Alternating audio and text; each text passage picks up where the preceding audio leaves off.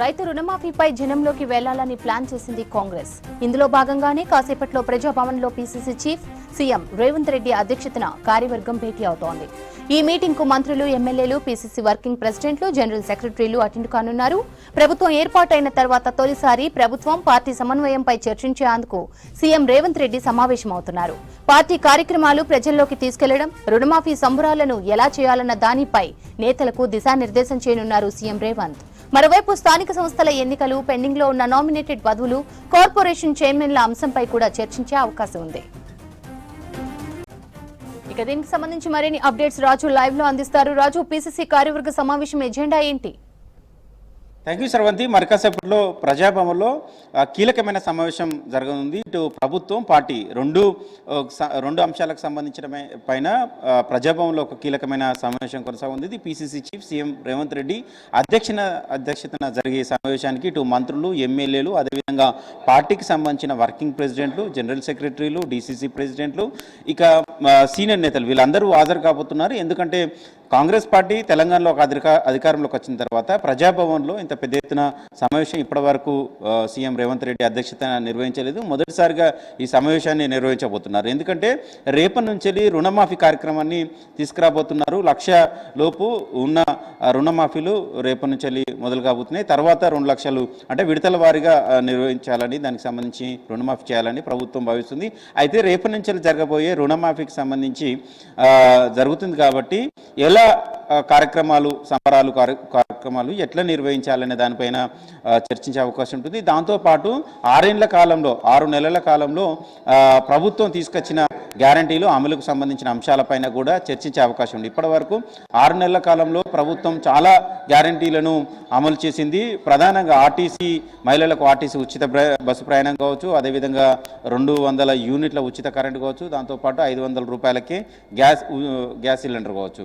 దీంతోపాటు 3 నెలల్లోనే 30,000 ఉద్యోగాలను భర్తీ చేసింది. అదేవిధంగా చాలా వరకు నోటిఫికేషన్లను వేసింది. త్వరలో ఎగ్జామ్స్ కూడా జరగబోతున్నాయి.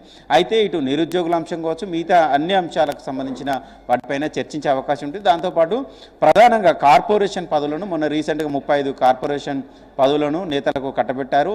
ఇక మరికొన్ని కార్పొరేషన్ పదవులకు సంబంధించి వాటి కూడా చర్చించే అవకాశం అయితే కనబడుతుంది. దాంతోపాటు ఇటు ప్రభుత్వం, అటు పార్టీ రెండు నుండి సమన్వయం చేసుకుంటూ ఏ విధంగా ముందుకెళ్లాలి దానిపైన ఇవాళ ప్రజాభవన్లో ఈ కీలకమైన సమావేశంలో చర్చించే అవకాశం ఉంటుంది. దాంతోపాటు ప్రధానంగా తెలంగాణలో ప్రతిపక్షాలు విమర్శలు చేస్తున్నాయి. రాష్ట్ర ప్రభుత్వం మీద, కాంగ్రెస్ పార్టీ మీద విమర్శలు చేస్తున్నాయి. వాటిని ఏ విధంగా ఎప్పటికప్పుడు తిప్పికొట్టాల్సిన అవసరం నేతలపై ఉంది. కాబట్టి కొంతమంది నేతలు వెంటనే రియాక్ట్ కావట్లేదు. కాబట్టి వెంటనే రియాక్ట్ కావాలి. తెలంగాణలో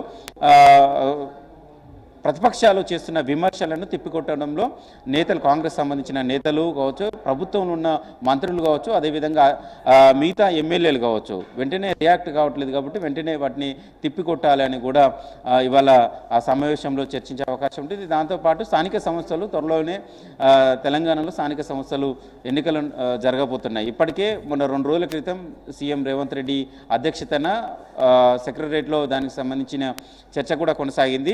అయితే జనగణన తర్వాత స్థానిక సంస్థలు నిర్వహించాలా, లేకపోతే దానికంటే ముందు నిర్వహించాలనే దానిపైన చర్చింది. ఒకవేళ జనగణన నిర్వహించాల్సి వచ్చినట్లయితే దాదాపు మరొక 6 నెలల సమయం పట్టే అవకాశం ఉంది. ఇప్పటికే స్థానిక సంస్థల పదవి కాలం ముడిచి 6 నెలలు అవుతుంది. మరొక 6 నెలలు అంటే దాదాపు 1 ఇయర్ అవుతుంది. ఎందుకంటే గ్రామాలలోకి సంబంధించిన నిధులు విడుదల కావాలన్నా, కేంద్ర సంబంధించిన అవి రిలీజ్ కావాలన్నా, నిధులు రిలీజ్ కావాలన్నా కూడా స్థానిక సంస్థల ఎన్నికలు నిర్వహించాల్సి ఉంటుంది. ఇప్పటికే అధికారుల పాలన కొనసాగుతుంది. పారిశుద్ధ్యం ఎక్కడికక్కడే సమస్యలు పెండింగ్లో ఉన్నాయి. అయితే స్థానిక సంస్థల ఎన్నికలు ఒకవేళ నిర్వహిస్తే స్థానిక సంస్థల ఎన్నికలు ఏ విధంగా వివరించాలనే దానిపైన కూడా ఇవాళ చర్చ జరిగే అవకాశం ఉంటుంది. దాంతోపాటు మరికొన్ని అంశాలపైన ఇవాళ రేవంత్ రెడ్డి అధ్యక్షతన నిర్వహించే సమావేశంలో చర్చించే అవకాశం ఉంది. దానికి ఇటు పార్టీకి సంబంధించిన నేతలు కావచ్చు, ప్రభుత్వంలో ఉన్న నేతలు కావచ్చు, మంత్రులు, ఎమ్మెల్యేలు, అదేవిధంగా ఇటు పార్టీలో ఉన్న వర్కింగ్ ప్రెసిడెంట్లు, అదేవిధంగా వైస్ ప్రెసిడెంట్లు, కీలకమైన నేతలు, జనరల్ సెక్రటరీలు, డీసీసీ ప్రెసిడెంట్లు అందరూ హాజరు కావాలని నిన్న నుంచి గాంధీభవన్ సిబ్బంది వాళ్ళకు ఫోన్ చేసి ఆహ్వానం తెలిపారు. ఇవాళ 2 గంటలకు ప్రజాభవన్లో దానికి సంబంధించిన సమావేశం మొదలు కాబోతుంది. దాదాపు సాయంత్రం వరకు 5-6 గంటల వరకు సమావేశం ఉండే అవకాశం ఉన్నట్లు కాంగ్రెస్కు సంబంధించిన నేతలు చెప్తున్నారు.